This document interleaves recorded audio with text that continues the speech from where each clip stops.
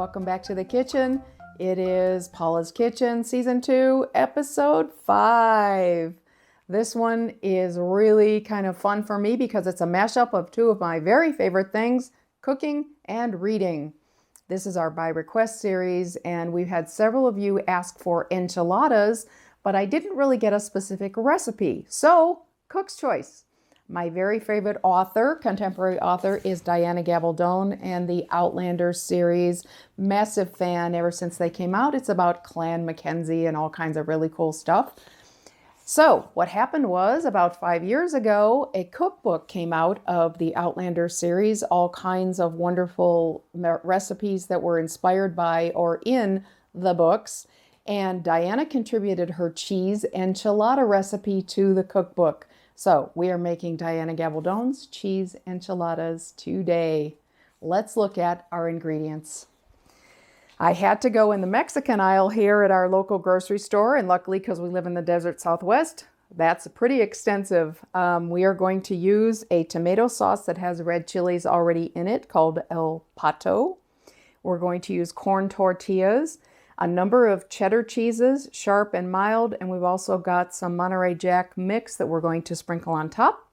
We've got flour, onion, 4 cloves of garlic, some oil and salt that are going into either our sauce or our filling. And then last, we've got some fresh pico de gallo that we're going to garnish our enchiladas with when they are done. So there's a little bit of stovetop cooking, and then we're going to bake them for about a half hour. Not a difficult recipe, and I have never made these before. As you guys know, with all these by request, I've never made them. Let's see how we do. We are ready to get started. Now, you guys have seen me cut up garlic and onion a number of times. I decided to spare you today. The recipe calls for 4 cloves of garlic minced, already done. And it calls for 1 small onion cut up in small pieces, and I've already done that as well. Step 1, we're going to turn the oven on 375 degrees Fahrenheit because we are going to finish the enchiladas in the oven. Alrighty, that is on. Now let's get started on our sauce. We purchased a canned sauce, but we're going to amp it up a little bit. Let me turn on my saucepan. And we're going to measure into it 3 tablespoons of oil. I have canola oil here, so I'm just going to use that. Whatever oil you have is fine. So there's 1, 2, and 3. And our recipe says to get that oil to shimmering, and then we're going to put in the garlic.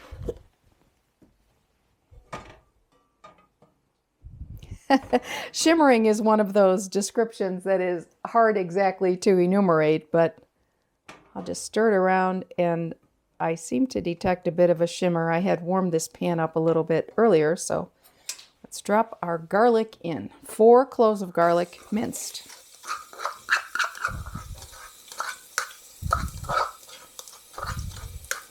Alrighty. I'm liking this already. Garlic and onion and tomato sauce, I'm a fan. Never ever cooked Mexican. We go out for Mexican. So this is different. Alrighty.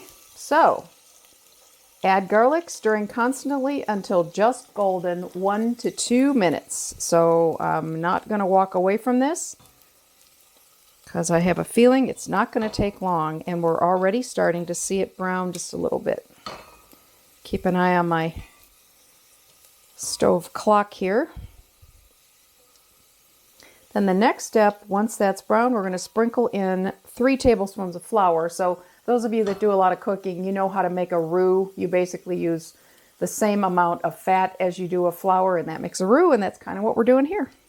So my overhead camera is showing that this is already light brown. That took no time at all. So let me sprinkle in the 3 tablespoons of flour and stir that again. Check my recipe. Stir to form a smooth paste. Cook for 2 to 3 minutes. So let me do that. And I'll be right back with you when this is done for the next step. All right, we're at 2 minutes and this roux is looking and smelling incredible. So it is time to move on to my next step. In fact, let me just set this aside so it stops cooking because I need to measure. I need 2 cups of this tomato sauce. And again, this is a brand that already has the red chilies in it. Let me see if I can do this without making a mess. This is my 2-cup measure. If you use a tomato sauce that doesn't have the red chilies, the recipe actually tells you you can use fresh chilies, a couple of tablespoons to taste, or you can use red chili flakes as well, just a couple pinches. It's really how much heat you like in your enchilada sauce. All right, put this back on the stove, and I'm going to put in my 2 cups of the tomato sauce.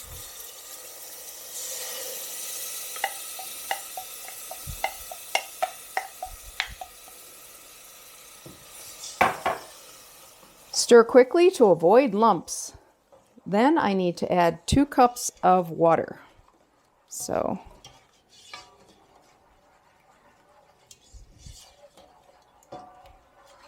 cameraman, follow me to the sink. Let's get some water. We normally don't do this, unrehearsed. No, it's not real good camera work. Are you coming back again? Yes, for another coming. Nope, that's it. That's 2 cups right okay. there. So I'm going to pour in my 2 cups of water. So again, that was 2 cups of the sauce and then 2 cups of water to cut it. All right. We should rehearse these. No, it doesn't work. No, we never rehearse Paula's Kitchen. You guys know that. You get what you get. Hey, I spared him the cutting up of the garlic and the onion because I was being kind. Yeah, I went outside. All right. Now, next step. Stir to combine, cook over medium-low heat about 5 minutes, and then I'm going to toss in a little bit of salt. So we will be back in 5 minutes. It's been close to 5 minutes. The instructions say that it is done in the right thickness when it coats the back of a spoon. Not quite there yet, but we're getting there. I'm not boiling it. It is medium-low heat as instructed. I think we want to make sure that we don't get the bottom to stick because that ruins tomato sauce. Having grown up in an Italian household, I definitely know that. So the notes on this recipe in the cookbook, and Diana also posts this on her Facebook page every Christmas. This recipe came from her dad, Tony Gabaldon, of Spanish heritage. So I think it's a cherished family recipe. And I have to say, off camera, while the camera was off, my husband/cameraman was drooling over the smell in here. It smells amazing, this sauce. It ran a little bit more than 5 minutes. It was more like 7. But we are now at the point where the sauce is coating the back of the spoon. So my sauce is done. And I'm going to take it off the heat, set it aside here, put a lid on it, and just turn the fire under it on simmer just to keep it hot while we get everything else ready. All right, here's the scary part. Never done an enchilada, but we will try. The filling is going to be a pound of cheddar cheese. So I chose a 1/2 pound of sharp and a 1/2 pound of mild. And we're just going to kind of mix those two together. Yeah.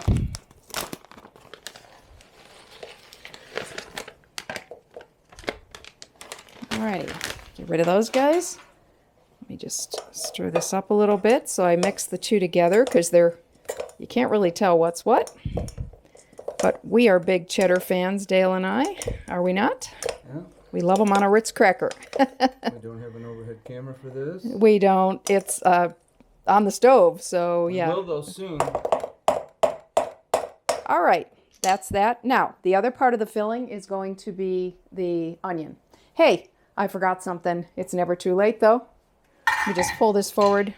This needs 1/2 teaspoon of kosher salt, which I had standing by and I forgot to do. So, never too late. 1/2 teaspoon of kosher salt in the pan. And give that a quick stir.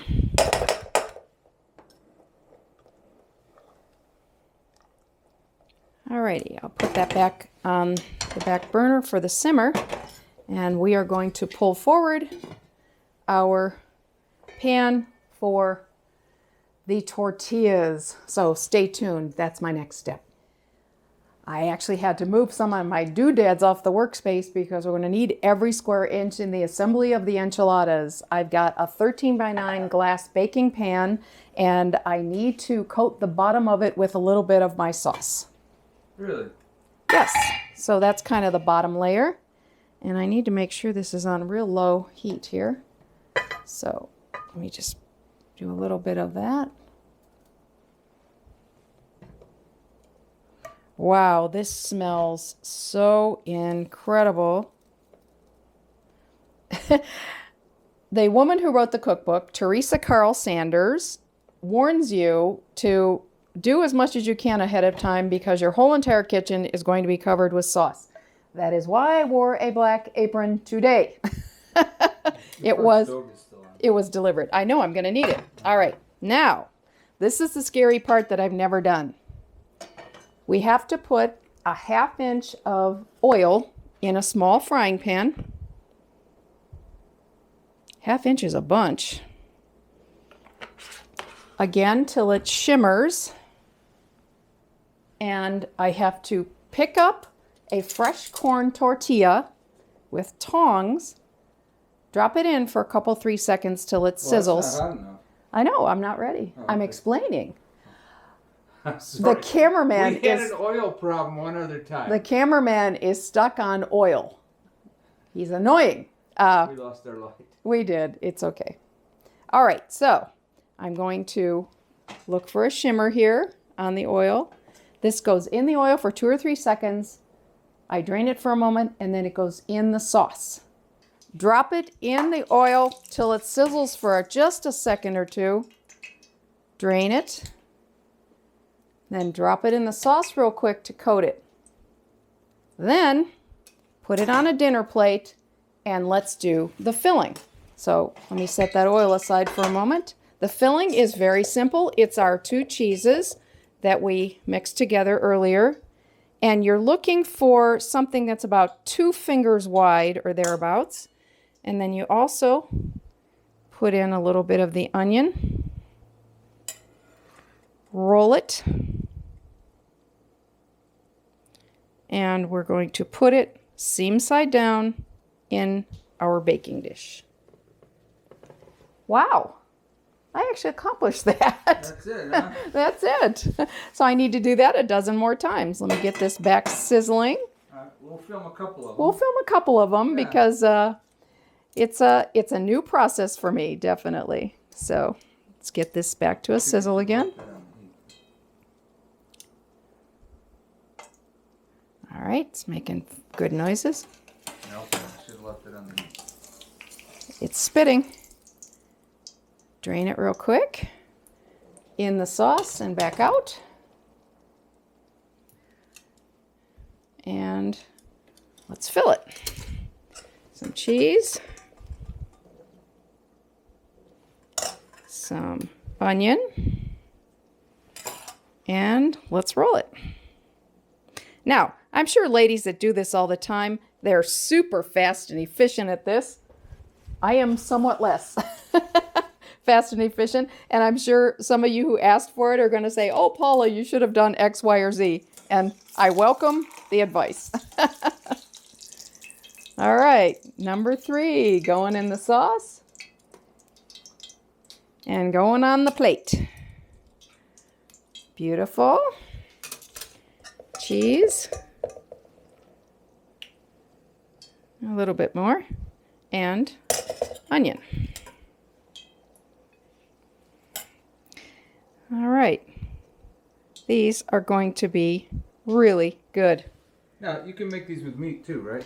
Oh, there's a million enchilada recipes. Absolutely. Yeah, there's beef and pork and carnitas and all kinds of chicken. Yeah, this particular, like I said, it was kind of a mishmash of an opportunity to feature my favorite author and also do a by request on Paula's Kitchen. So, all right. I confess that was a little bit harrowing for me trying to do all that on camera, but nevertheless, we do have some enchiladas made. The recipe is supposed to make 12. For our purposes, we're going to make 6. So we've got those in our 13 by 9 pan. The next step is to take the remaining sauce and ladle it over the top of the enchiladas. So we have quite a bit of sauce. Like I said, it makes a dozen. So I will be generous with it. I'll tell you what this reminds me of, cameraman. It smells like chicken wing sauce. Really? Yes. Yeah, I think that's why my mouth is watering. And we so love chicken wings that, yeah, I'm just jazzed. All right, I won't need all of this because we've only got half the quantity. And then the last step is to put some additional cheese over the top. And the author, Diana, recommends that we mix it up and use a little Monterey Jack. So I have a cheddar jack mix, and I'm going to sprinkle that over top. And there's no measurement here. It's strictly to taste that'll kind of mix in with the sauce as it's baking. And also make a really pretty presentation when it comes out of the oven if you were to set it on your table. All right, I think I'm happy with that. We are going to drop this in a 375-degree oven for half an hour. The enchiladas will shrink a little bit and dry out just a little bit, and that sauce and cheese is going to just get incorporated. Honestly, I'm excited to try these, so we'll see you in a half hour. Half an hour. Let's see how they look. Oh, wow. Oh my gosh, that's fantastic looking. Oh, wow. I haven't even tasted them yet, but I count this a huge success. 10 minutes, they need to sit. I'm going to get out some pico de gallo, and we are having an afternoon snack. Wow.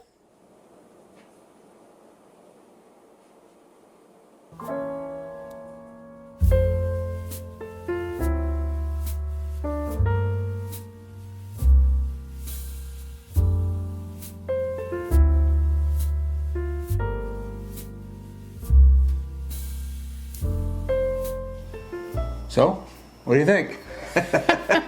It was an interesting little challenge, wasn't it? It was. I have to say, like I said, I was a little kerflumped there for a minute, but I am so excited about the outcome. We just opened a fresh pico de gallo.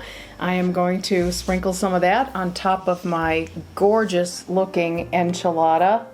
I like pico, I'll use a lot. And Same. I am really excited about a taste. Although, not endorsed. I need a pop. It's been a thirsty afternoon. All right, moment of truth. Yeah, this looks unbelievable. It smells like a cross between pizza and chicken wings, and it's been driving us crazy. So I need to pick up a little piece of pico, a little piece of enchilada, and make a big mess. It's fabulous. Is it? Take a bite. Oh, I'm gonna take a bite. All right. Wow. Oh, zingy flavor, Oh, but not super hot. A no. little bit of heat on the back of your tongue. A little, but it's just right. Yeah, what is that heat from? The pico? Actually, it's from the red chilies and the sauce. Oh, wow. So that is It definitely, really, it really definitely good. does have a little zing to it. Oh, but in just the right way. Yeah. I love them. You know, I'm sure these could be dinner, they could be lunch, they could be an appetizer. We're having them kind of as a mid-afternoon snack. Superbly good. Very Cheese good. Enchiladas from Diana Gabaldon. I Superb. think we can recommend this one, right? I love it. It's really good. I'll tell you what, it's a bit hot on the back of my throat. You got yourself a Perrier. You're all I good. do have a period. All right, this one was a success. We did pretty good. It was. We did pretty good. Yes. If you're not subscribed, please subscribe. Don't forget to hit that notification button. Follow us on our social media and anything else, Paula. What's next in Paula's kitchen? You know what? I'm not quite sure, but we have a lot of requests for meatloaf, so I'm thinking I'm going with meatloaf. All right. Hope you had a good time. We'll see you next time. Thanks for coming to the kitchen. Bye-bye, everybody. Bye.